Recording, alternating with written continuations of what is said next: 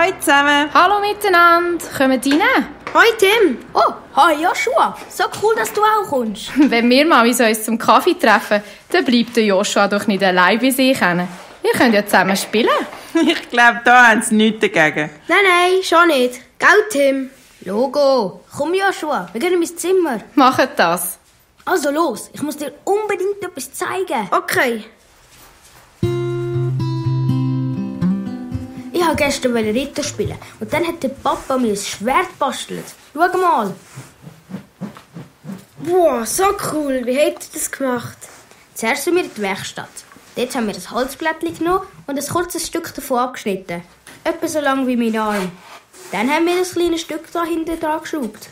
Da selber? Nein, der Papa mit dem Akkuding.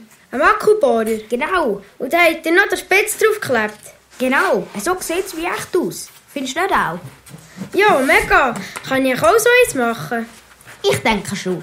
Ich frage heute Abend den Papa, wenn er heimkommt. Als Schild haben wir einen Deckel vom Abfallkübel genommen. Der passt perfekt. Der ist rund und hat so einen Griff. Cool. Und was gehört sonst noch zu deiner Ritterrüstung?